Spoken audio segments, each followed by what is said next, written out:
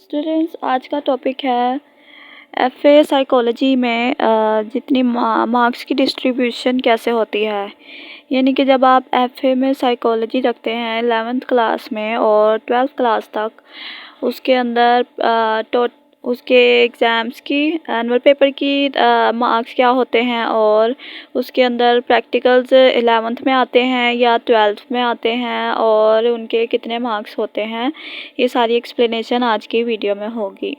जैसे कि स्टूडेंट्स आप देख सकते हैं स्क्रीन पर मैंने एक टेबल बनाया है। यहाँ पर लिखा है एफए साइकोलॉजी। एफए साइकोलॉजी के अंदर आ जाता है एफए के अंदर 11th क्लास और 12th क्लास। 11th और 12th में जब आपका सब्जेक्ट साइकोलॉजी होता है तो उसके अंदर टोटल डिस्ट्रीब्यूशन मार्क्स की क्या है। 11th क्लास में भी ऑब्जेक्टिव क्वेश्चन जो होते हैं, यानी कि जो एमसीक्यूज़ वाले क्वेश्चन होते हैं, उनके टोटल मार्क्स 17 होते हैं। 17 ऑब्जेक्टिव एमसीक्यूज़ होते हैं और 17 ही उनके मार्क्स होते हैं। 12th क्लास में भी ऐसे ही होता है, उनके भी ऑब्जेक्टिव क्वेश्चन यानी कि एमसीक्यूज़ टोटल 17 होते हैं और उनके भी 17 मार्क्स होते हैं। उसके बाद 11th क्लास में सब्जेक्टिव के मार्क्स, सब्जेक्टिव पार्ट जिसमें शॉर्ट क्वेश्चंस और लॉन्ग क्वेश्चंस आ जाते हैं, वो उनके टोटल मार्क्स होते हैं 68। और 12th क्लास में भी ऐसे ही होता है, सब्जेक्टिव पार्ट के 68 मार्क्स होते हैं। अब इसमें किस तरह क्वेश्चंस होते हैं, ये इसकी डिफरेंट एक्सप्लेनेशन होगी तो वो ज़्यादा लंबी वीडियो हो जाएगी, तो इसलिए अभी हम इस वीडियो में सबसे पहले एक्सप्लेनेशन देखेंगे कि मार्क्स डिस्ट्रीब्यूट कैसे होते हैं। और ऑब्जेक्टिव और सब्जेक्टिव के मार्क्स को मिला के दोनों पार्ट्स में 12th और 11th में टोटल मार्क्स हो जाते हैं 85। यानी कि जब आप एनुअल एग्ज़ाम देने जाते हो 11th क्लास में और 12th क्लास में, तो आपका पेपर आता है 85 मार्क्स का। 17 मार्क्स का आपको वो देते हैं ऑब्जेक्टिव पेपर, जिसमें आपने एमसीक्यू सॉल्व करने होते हैं, और फिर उसके बाद 68 मार्क्स का आपको पेपर देते हैं सब्जेक्टिव। लेकिन जब रिज़ल्ट आता है तो उसके अंदर वो सारे प्लस करके उन्होंने लिखा होता है 85 के अंदर 80 टोटल मार्क्स 85 होते हैं, उसमें से आपके मार्क्स आते हैं, ठीक है। और वैसे ऑब्जेक्टिव का टाइम मिलता है 20 मिनट और सब्जेक्टिव के लिए आपको टाइम मिलता है 2 आवर्स और 40 मिनट, 2 घंटे और 40 मिनट। तो स्टूडेंट्स, ये था पहले 12th और 11th की साइकोलॉजी की सेम मार्क्स डिस्ट्रीब्यूशन थी, जो प्रैक्टिकल्स के अलावा आप पेपर कैसे अटैम्प्ट करते हैं और इसके अंदर क्या क्या कैसे मार्क्स होते हैं, ठीक है। अब इसके बाद हम देखेंगे कि प्रैक्टिकल्स क्या क्या है। ओके, तो अब हम देखते हैं प्रैक्टिकल्स। 11th और 12th में प्रैक्टिकल्स का क्या सीन है। वैसे तो स्टूडेंट्स 11th और 12th के दोनों अलग प्रैक्टिकल्स होते हैं, यानी कि प्रैक्टिकल्स के अंदर जो क्वेश्चन होते हैं वो दोनों अलग तरह के होते हैं। क्योंकि वो इसलिए क्योंकि पहले 2013 से पहले दोनों प्रैक्टिकल्स 11th क्लास में भी होते थे और 12th क्लास में भी, दोनों क्लासेस में अलग अलग देने पड़ते थे। लेकिन अब सिस्टम चेंज है, तो आप 11th क्लास लेकिन क्वेश्चन वैसे ही हैं, यानी कि 11th क्लास की बुक में से भी आपको क्वेश्चन आएंगे प्रैक्टिकल के पेपर के अंदर और 12th क्लास के भी। लेकिन उसके ये जो एक्सप्लेनेशन ये है कि 11th क्लास के अंदर भी टोटल मार्क्स प्रैक्टिकल के 15 होते हैं और 12th क्लास के अंदर भी उसके टोटल मार्क्स 15 होते हैं। लेकिन डिफरेंस ये है कि 11th क्लास के आप सिर्फ एनुअल एग्ज़ाम देंगे, लेकिन उसके बाद आपका प्रैक्टिकल नहीं होगा। वो जो 11th क्लास के क्वेश्चन वगैरह होंगे वो सारे 12th क्लास के प्रैक्टिकल के साथ मिक्स करके 12th क्लास के एनुअल एग्ज़ाम्स होने के 1 मंथ के बाद आपका प्रैक्टिकल होगा, जो दोनों 11th और 12th दोनों एक साथ होंगे और उन दोनों के मार्क्स मिला के 15 प्लस टोटल 30 मार्क्स का आपका प्रैक्टिकल होगा, ठीक है। अब सब्जेक्टिव जो पेपर था 85 का, तो अब प्रैक्टिकल सिर्फ 12th क्लास में होगा। 12th क्लास के एनुअल एग्ज़ामिनेशंस के 1 मंथ के बाद आपका ये प्रैक्टिकल का पेपर होगा। उसकी रोल नंबर स्लिप या तो रोल नंबर आपकी एनुअल पेपर के रोल नंबर स्लिप के नीचे ही दिया होता है कि आपका प्रैक्टिकल कब है, उसके ऊपर डेट वगैरह लिखी होती है। या फिर अलग से मिलती है, ठीक है। लेकिन प्रैक्टिकल फर्स्ट ईयर और सेकंड ईयर वाले आप अपनी बुक्स संभाल के रखेंगे, फर्स्ट ईयर की भी, ताकि आप 12th क्लास के अंदर उसकी प्रिपरेशन कर सकें। टोटल 30 मार्क्स का हो गया। अब उसकी एक्सप्लेनेशन यानी कि जब प्रैक्टिकल के अंदर क्वेश्चंस किस तरह के आते हैं और उनकी मार्क्स डिस्ट्रीब्यूशन क्या है, यानी कि वो कैसे उसके अंदर मार्क्स कैसे कैसे मिलते हैं, और ये प्रैक्टिकल नोटबुक और सर्वे रिपोर्ट का क्या है। Distribution of practical marks which will held 1 month after 12th class in annual examinations.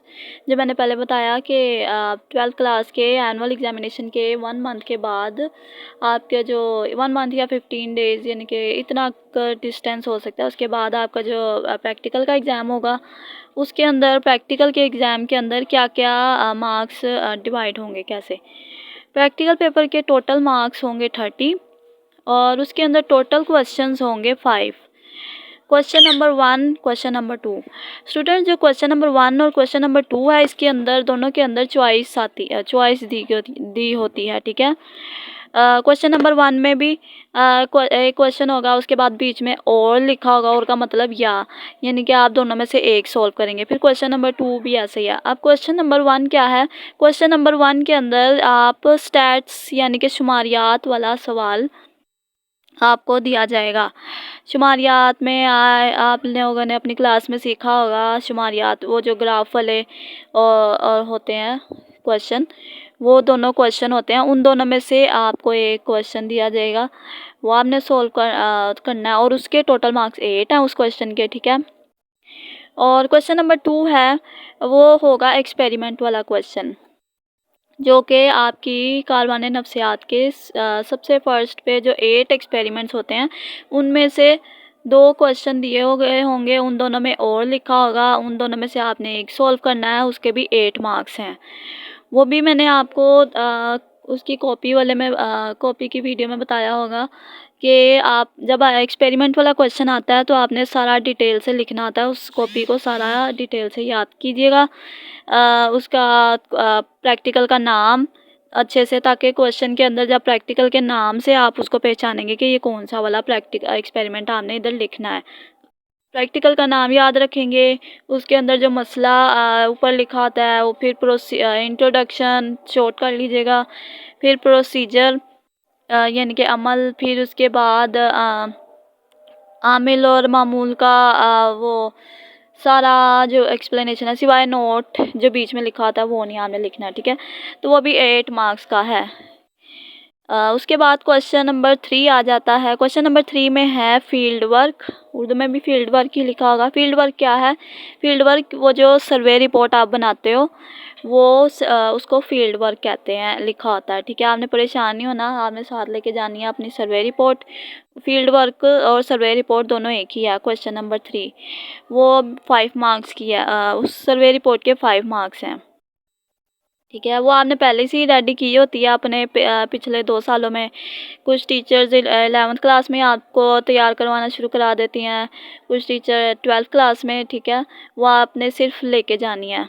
आपका सिंपल काम है, आपने पेपर में सिर्फ क्वेश्चन 1 और क्वेश्चन 2 वहाँ पर सॉल्व करना है। बाकी 3 जो क्वेश्चन 3, 4 और 5 है, वो आपके पास पहले से ही प्रिपेयर होगा। आपके पास सर्वे रिपोर्ट होगी, 5 मार्क्स उसके होंगे।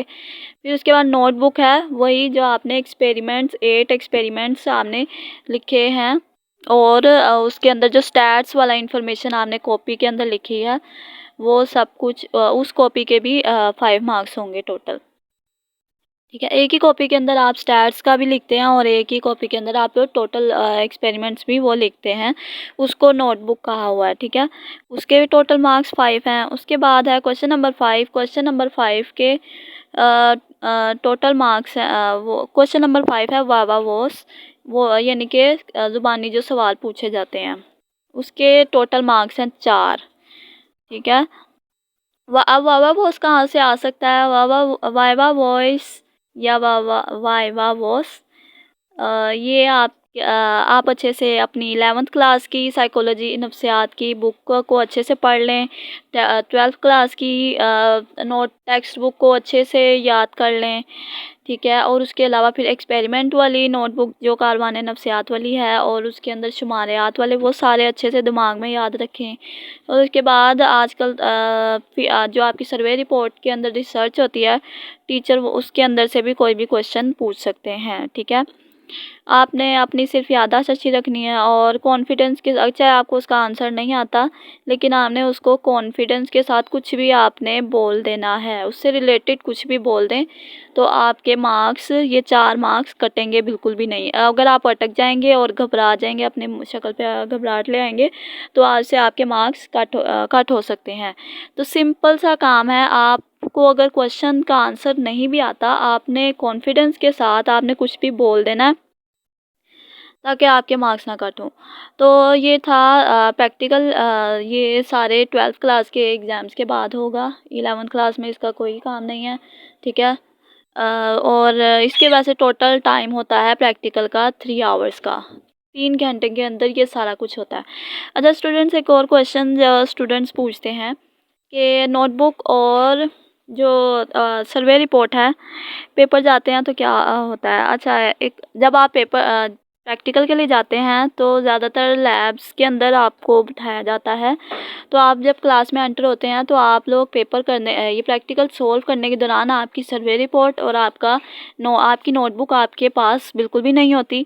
वो क्लास में एंटर होने से पहले या प्रैक्टिकल पेपर स्टार्ट होने से पहले ही आपको कह देते हैं कि आप ये अपनी सारी बुक्स एक साइड पे रख दें। तो वहाँ पर कोई टेबल होगी, सारे स्टूडेंट्स अपनी बुक्स वहाँ पर रख देंगे। तो वहाँ पर बहुत सारा रश लग जाएगा, फिर आपको पता भी नहीं होगा आपकी बुक कहाँ पर है, कौन सी कहाँ पड़ी है, ठीक है ना, सारी मिक्स हो जाती हैं। और एक और बात, जो टीचर होता है वो सर्वे रिपोर्ट और जो आपकी नोटबुक है वो आपके सामने खोल के बिल्कुल भी चेक नहीं करता, ठीक है। वो सिर्फ वहाँ पे रख देते हैं, या तो पूछ लेते हैं कभी कभार कि आप बुक लाए हो, तो आप कॉन्फिडेंसली कहना जी आप नोटबुक लाए हो और सर्वे रिपोर्ट भी लाए हो, ठीक है। और आपकी सर्वे रिपोर्ट का नाम भी वो पूछेंगे कि आपने सर्वे किस पे किया है, इस तरह होता है, ठीक है। आई होप आपको आज का एक्सप्लेनेशन लेक्चर समझ आ गई होगी।